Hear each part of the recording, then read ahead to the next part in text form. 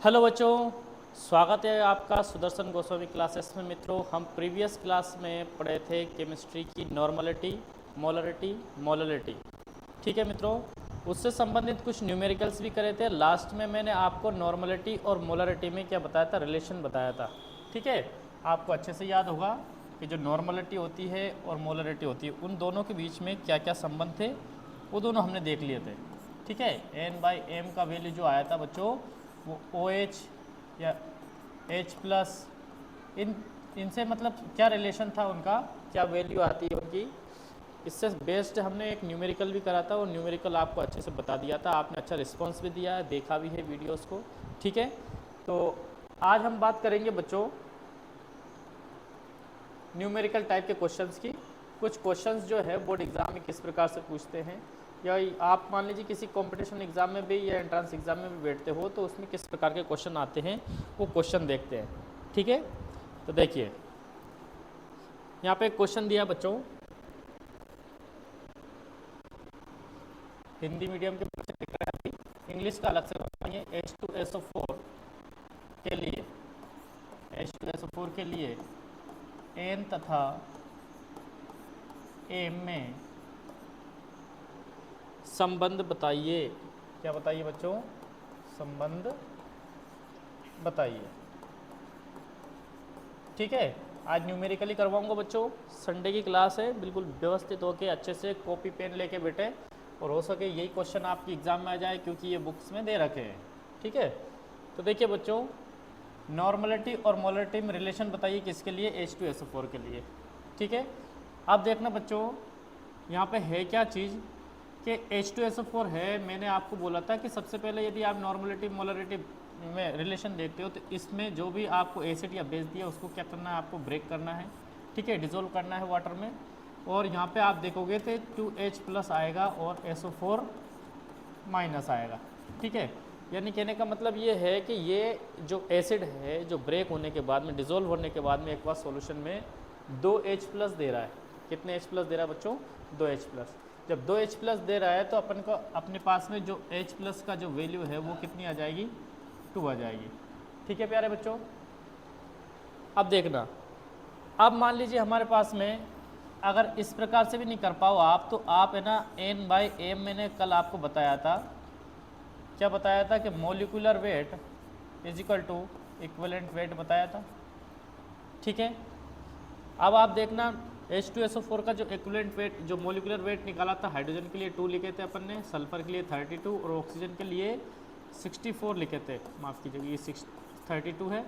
इन दोनों को जब ऐड, तीनों को ऐड किया तो अपने पास में कितना 98 आया था। तो मोलिकुलर वेट अपन ने कितना लिखा था, 98। ठीक है, और इक्विवेलेंट वेट कितना आया था बच्चों, इक्विवेलेंट वेट क्या आया था, तो आप क्या देखेंगे कि ये 2H प्लस है मोलिकुलर वेट में। किसमें बच्चों, मोलिकुलर वेट में इक्विवेलेंट वेट, यानी कि H प्लस जो भी है ना, जितने भी आए उनके नंबर्स के का अपन डिवाइड कर देते हैं तो अपने पास में क्या आ जाता है, इक्विवेलेंट वेट आ जाता है। ठीक है, कल के वीडियो में मैंने आपको यही बताया था कि आपके पास में इक्विवेलेंट वेट निकालने का एक ही तरीका है, कौन सा, कि आप मोलिकुलर वेट निकालें यानी अणुभार निकालें, और अणुभार में जितने भी H प्लस हो या जितने भी OH माइनस हो उनका क्या कर देंगे, आप डिवाइड कर देंगे। तो यहाँ पे देखो आपको स्पष्ट रूप से दिख रहा है कितना, 2H प्लस है, तो यहाँ पे 2 का भाग दिए, यानी 98 में 2 का भाग दिया, आपके पास में 49 आ गया। ठीक है, तो अब नॉर्मलिटी और मोलरिटी में रिलेशन है ना, इस प्रकार से आप क्या करेंगे बच्चों, ये तो अपन ना ये रफ कर देंगे क्योंकि ये करके देखना है। ठीक है, अब देखिए इसको सॉल्व कैसे करना बच्चों, सॉल्व करने का मैं तरीका बता देता हूँ आपको कि यहाँ पे सॉल्यूशन लिख के आप क्या लिखेंगे, सबसे पहले वी नो, सॉरी माफ़ कीजिए, हिंदी मीडियम में हो आप, हम जानते हैं कि अणुभार जो होता है वो सल्फ्यूरिक एसिड का, किसका, सल्फ्यूरिक एसिड का, सल्फ्यूरिक एसिड का जो अणुभार होता है वो कितना होता है, 98, यानी कि 98। किसके लिए, H2SO4 के लिए, H2SO4 के लिए। ठीक है, और जो तुल्यांकी भार होता है, इक्विवेलेंट वेट होता है, वो कितना होता है बच्चों, 49। किसके लिए, H2SO4 के लिए। ऐसा कैसे लिख देंगे। फिर एक बात और जानते हैं, कौन सी जानते हैं, बोलो सर यही। ठीक है, नॉर्मलता और मोलरता में कल यही संबंध हमने निकाला था प्यारे बच्चों। ठीक है, तो यहाँ पे N/M करेंगे, क्या करेंगे, N/M यहाँ पे लिखेंगे 98/49। कैंसिल करेंगे कितना आ जाएगा, 2 आ जाएगा। यानी कि n बराबर, आप m को इधर ले जाएंगे तो 2 से मल्टीप्लाई करेंगे तो 2m हो जाएगा। ठीक है, नॉर्मलता और मोलरता में ये संबंध है, किसके लिए, H2SO4 के लिए। ठीक है भाई, नॉर्मलता और मोलरता में क्या संबंध है H2SO4 के लिए, एक क्वेश्चन आ जाए तो आप इस प्रकार से लिखेंगे, और ये बिल्कुल इजीली मैंने लास्ट टाइम में जो वीडियो बनाया था उसमें अच्छे से समझा दिया था। आज भी मैं वही बता रहा हूँ आपको। आपको क्या निकालना है, तुल्यांकी भार और अणुभार निकालना है। अणुभार में तुल्यांकी भार का भाग दे देना है और नॉर्मलता मोलरता में संबंध बताना है। ठीक है, फटाफट बच्चे इससे क्या करेंगे, नोट करेंगे, इसके बाद अगला क्वेश्चन करेंगे। ठीक है, कॉपी पेन साथ लेके बैठिए बच्चों, हो जाएगा आपका आंसर इसमें फटाफट आ जाएगा।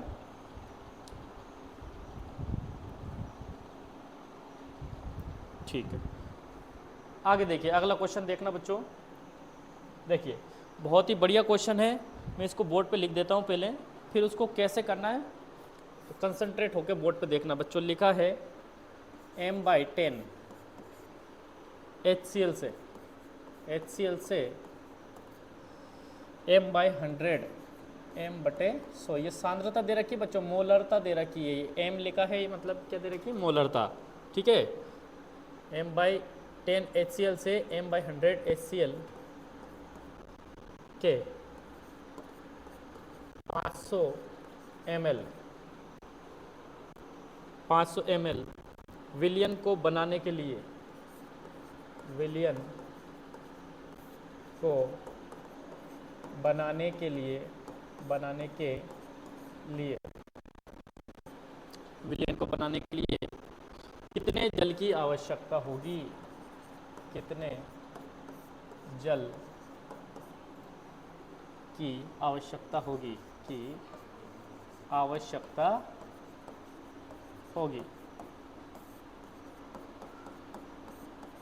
ठीक है प्यारे बच्चों, इस प्रश्न को देखना, देख के घबराना नहीं है, बिल्कुल सिंपल सा प्रश्न है। होता क्या है कि देखो, आपको क्या याद रखना है कि बच्चों, एक HCl दे रखा है, दूसरा भी क्या दे रखा है, HCl, यानी दोनों एसिड दे रखे हैं, हाइड्रोक्लोरिक एसिड दे रखे हैं आपको दोनों तरीके से। ठीक है, अब आपको ऐसे सवाल करते समय सबसे पहले आपको मैथमेटिक्स में ऐसा सिखाया जाता है, कोई लैंग्वेज वाला क्वेश्चन है तो आप जब भी उसको सोल्व करें तो सबसे पहले आप क्या लिख लेंगे बच्चों, दिया है। क्या लिखेंगे बच्चों, दिया है। ठीक है, ये दिया बहुत अच्छी चीज़ होती है बच्चों, दिया है का मतलब होता है दिया जलाना, यानी कि उससे बहुत सारी चीज़ें आपको दिखने लग जाती है। अंधेरे कमरे में यदि आप हो तो आपको कुछ नहीं दिखेगा, यदि दिया जला दिया तो बहुत सारी चीज़ें विजिबल हो जाएगी, किसी भी चीज़ को देखना आसान हो जाएगा, चलना फिरना भी आसान हो जाएगा। ठीक है, इसलिए कोई सा भी जो लैंग्वेज वाला क्वेश्चन है उसको सॉल्व करते समय सबसे पहले क्या लिखे प्यारे बच्चों, दिया है। देखना, अभी देखना उजाला होगा कैसे, दिया है। HCl की जो पहली सांद्रता देख लेते हैं कितनी, m1 का मान कितना दे रखा बच्चों, m/10 यानी कि 1/10 m दे रखा है। ठीक है, 1/10 लिख लीजिए ताकि आपको आसानी हो जाए। ठीक है, इसके बाद में दूसरा m2 का मान कितना दे रखा है, m2 का मान दे रखा है 1/100। प्यारे बच्चों दिखाई दे रहा है आपको, ठीक है। लेकिन H2 जो m/100 HCl है ना, वो कितने 500 ml विलियन में है, तो इसका जो V2 है वो कितना हो जाएगा बच्चों, 500 ml। अब M1 का जो विलियन में जो विलियन है वो नहीं दे रखा है, तो अपन क्या कर लेते हैं, इसको फाइंड करने के लिए V1 का मान लिख लेते हैं क्वेश्चन मार्क पे।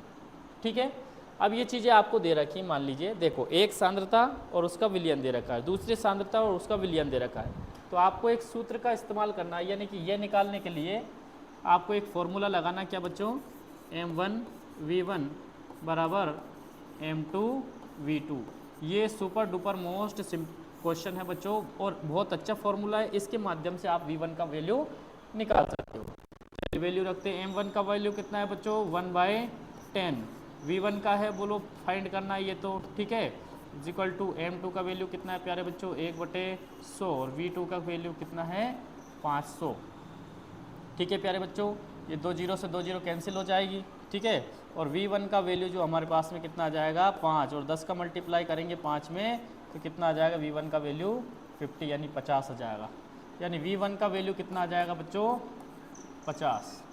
अब देखो आपको क्या करना है, 500 ml विलियन में V1 कितना है, 50, भाई M1 के लिए M1 में V1 कितना है 50 है, ठीक है। तो 500 ml में करने के लिए आपको कितने जल की और भी आवश्यकता पड़ेगी। तो बच्चों टोटल कितना है अपने पास में 500 ml है, टोटल कितना है 500 ml है। तो अपने को आवश्यकता कितने की पड़ेगी, सॉरी M के लिए कितना 50 आया और अपन को करना कितना है HCl। देखो HCl जो है उसको 500 ml करना है, लेकिन HCl में जो M/10 उसका वैल्यू 50 आया, करना कितना है अपन को 500 करना है। तो 500 करना है, 50 ऑलरेडी है, तो अपन को कितने की और आवश्यकता पड़ेगी। तो 50 ml इसमें से क्या कर देंगे माइनस कर देंगे, यानी कि 450 ml पानी की अपन को और भी आवश्यकता पड़ेगी, ठीक है। यहीं पे डायरेक्ट आंसर मत दे देना, ठीक है। ये जो वैल्यू आई है वो M/10 के लिए है। इसको देखो पहले M/10 था वो कितना 50 था, लेकिन करना कितना M/100 500 ml करना है। तो 50 तो है ही सही, लेकिन अपन को 500 करना है, तो कितने की और आवश्यकता पड़ रही है 50 में से 500 में से 50 को क्या कर देंगे प्यारे बच्चों माइनस कर देंगे, ठीक है। सवाल को फटाफट क्या करेंगे नोट करेंगे और इसके बाद में अगले सवाल पे आएंगे। ये सूत्र याद रखना प्यारे बच्चों ये वाला, ठीक है। फिर मैं एक आपको रस समीकरण मिति बताता हूँ, उसके बेस पे और भी क्वेश्चन करेंगे अपन।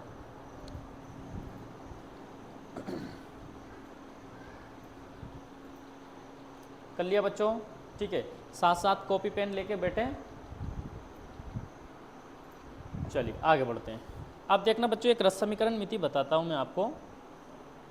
यदि विलयन में एक से अधिक विलय दे दिया जाए, ठीक है, विलयन में एक से अधिक विलय दिया जाए और उसकी अपन को मोलरता ज्ञात करनी या फिर उसका आयतन ज्ञात करना हो, तो आपके लिए मैं एक सूत्र दे देता हूँ। जैसे मोलरता के लिए बात करते हैं अपन, किसके लिए मोलरता ही निकालनी हो, M दे रखा हो आपको। तो मान लीजिए एक एसिड मिला है, हिंदी में लिख देते हैं अपन अम्ल। क्या मिला प्यारे बच्चों अम्ल मिला है। यदि अम्ल में आप क्या मिला रहे हो अम्ल मिला रहे हो, क्या मिला रहे हो अम्ल, ठीक है। या फिर आप क्षार में क्या मिला रहे हो क्षार मिला रहे हो, ठीक है। तो आपको क्या करना बच्चों M1 V1 करना है प्लस M2 V2 करना है। इस इक्वल टू में आपको क्या लिखना है प्यारे बच्चों M3 V3 बहुत इंपॉर्टेंट सूत्र है बच्चों, ठीक है। यदि अम्ल में अम्ल मिलाया जाए या क्षार में क्षार मिलाया जाए और आपसे पूछी जाए कि मोलरता बताइए, दो विलय दे रखे, दो विलय जैसे एक की सांद्रता दे रखी है उसका आयतन दे दिया, दूसरे की सांद्रता दे रखी है उसका आयतन दे रखा है, दोनों को मिला के तीसरा विलयन बनाया, उसकी सांद्रता निकालिए या फिर उसका आयतन निकालिए। तो ऐसे सूत्र में याद रखना यदि दोनों अम्ल दे रखे हो तो प्लस का साइन लगाना है आपको, M1 V1 plus M2 V2 is equal to M3 V3, ठीक है।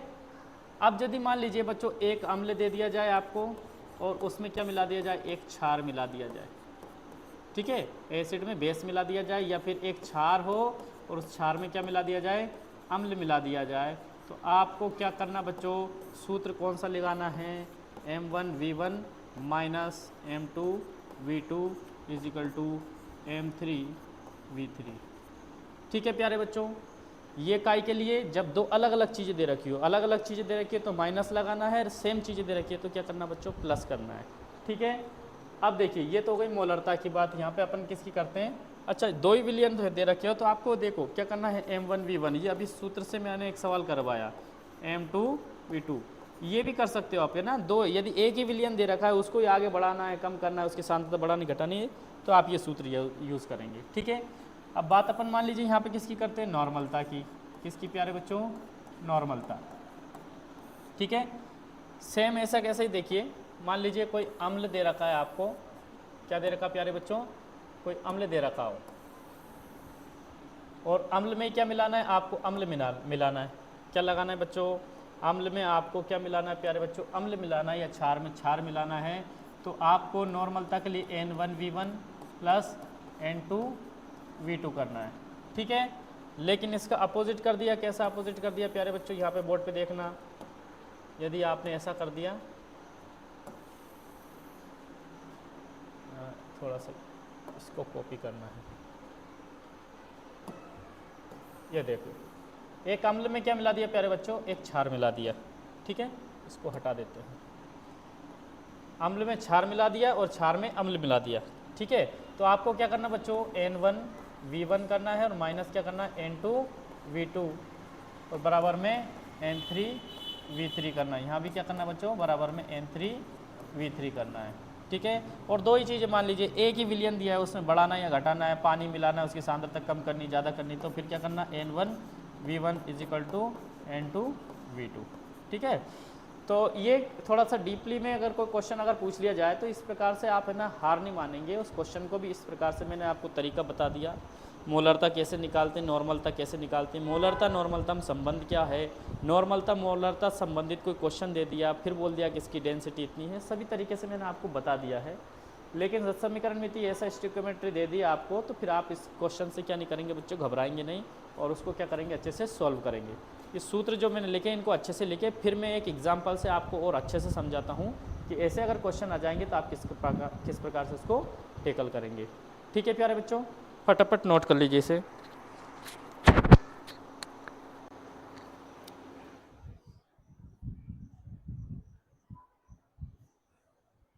कर लिया बच्चों, चलिए आगे बढ़ते हैं। अब एक क्वेश्चन देखना, बहुत इंपॉर्टेंट क्वेश्चन है और बहुत अच्छे से समझ में आ जाएगा। देखिए m/10 HCl, देखो क्वेश्चन में क्या दिया बच्चों, m/10 HCl दिया है के 600 ml के 600 ml में m/10 NaOH के 400 ml मिलाने पर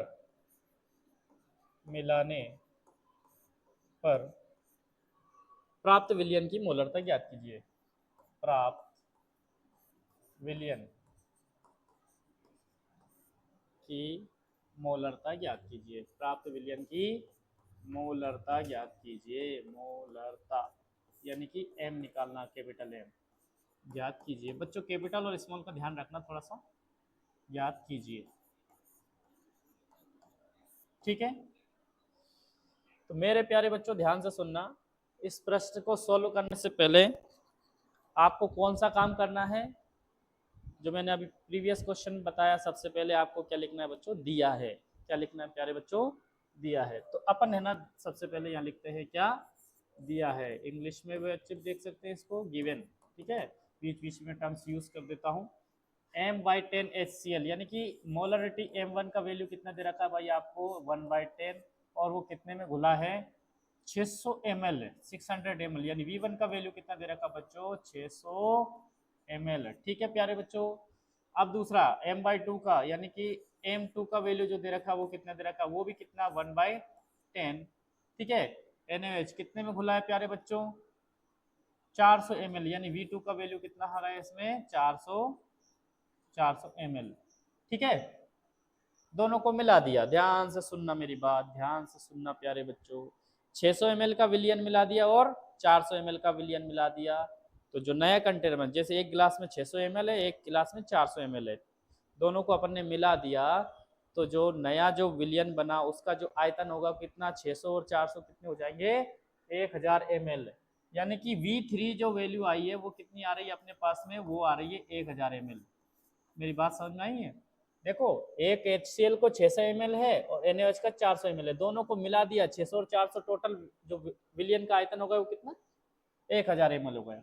लेकिन सामने वाला वो जो तीसरा विलियन है उसकी क्या निकालो, मोलरता निकालो, यानी m3 आपसे क्या किया बच्चों, पूछा है। ठीक है, अब ये चीजें दिख गई आपको, ये चीजें आपने लिख ली, नोट कर लिया, तो आप मुझे बताइए ये क्वेश्चन इतना इजी हो गया अब आपके लिए कब, जब मैं तुम्हें ये चीज बताऊंगा, ये वाले m1v1 लगाए m2v2 = m3v3, या फिर m1v1 - m2v2 = m3v3, या फिर इनमें से कोई लगाए। तो आपको देखना सब है ना काई में दे रखी, m मोलरता दे रखी है। क्या दे रखी प्यारे बच्चों, मोलरता दे रखी है। इधर गया क्वेश्चन, ये देखो क्या दे रखी है, मोलरता m/10 मोलरता दे रखी है, यानी कि m वाला सूत्र लगाना है। ठीक है, अब तुम मुझे ये बताओ, ये HCl दे रखा है, क्या दे रखा है प्यारे बच्चों, HCl। H दिख जाए तो आप समझ जाए वो क्षार है, सॉरी माफ कीजिए अम्ल है। NaOH दिख जाए तो समझ जाए वो क्या है, क्षार। OH है, ये क्षार होगा 100%। तो क्षार है तो आपको सूत्र कौन सा लगाना पड़ेगा बच्चों, माइनस वाला, यानी कि m1v1 - m2v2 is equal to M3V3। जो जो वैल्यू आपको दिखाई दे रही है वो क्या करेंगे, पुट कर देंगे बच्चों। M1 की जगह कितना लिखेंगे, बोलो सर 1/10। V1 की जगह कितना लिखेंगे, 600। ठीक है, माइनस लगाएंगे। M2 की वैल्यू कितनी दे रखी है बच्चों, 1/10। और V2 की वैल्यू कितनी दे रखी है, 400। प्यारे बच्चों ये माइनस क्यों लगाया, थोड़ा ध्यान रखना, सूत्र में मैंने अभी बताया था, यदि मान लीजिए एक अम्ल क्षार हो या एक क्षार एक अम्ल हो तो बीच में क्या लगाना, माइनस हो। और यदि अम्ल हो दोनों या दोनों क्षार हो तो प्लस लगाना है। तो अपने क्वेश्चन में एक अम्ल दे रखा है ये HCl और दूसरा सोडियम हाइड्रोक्साइड, ये क्षार दे रखा है इसलिए माइनस लगा है। बराबर में क्या लगाएंगे बच्चों, M3 की वैल्यू अपन को फाइंड करनी है। M3 ऐसे लिख लिया। V3 कितना है अपने पास में, 1000। ठीक है, 0 से 0 आप काट लोगे, बिल्कुल काट लेंगे बच्चों। यहाँ पे बचेगा 60 माइनस 40, बराबर में M3 की वैल्यू निकालेंगे और यहाँ पे 1000 लिखा ही है ऑलरेडी। 60 में से 40 जाएंगे प्यारे बच्चों, कितने बचेंगे आपको पता ही है, 60 में से 40 जाएंगे तो 20 बचेंगे, बराबर में M3 इंटू 1000। ठीक है, आमने सामने एक जीरो काट सकते हो, क्या बचा 2/100, या फिर आप इसको 1/50 लिख सकते हो। ठीक है बच्चों, और M में क्या कर सकते हैं, इसका आंसर दे सकते हो। इसको और सॉल्व कर लो, वो आपकी मर्जी, इसको और सॉल्व करो भाई। मान लीजिए 0 पॉइंट लगा दी, 0 लगा के पॉइंट लगा दिया, नहीं आएगा 0.02 भी इसको क्या कर सकते हो आप लिख सकते हो M में। ठीक है, आ रही बात समझ में। तो और आगे कैलकुलेट करना चाहो तो आप क्या कर सकते हो, इसको कर सकते हो। आपको ये सवाल समझ में आया प्यारे बच्चों। ठीक है, आज का हमारा उद्देश्य इतना ही था, संडे की क्लास थी बस, और क्या करना है हमको ये देखना है।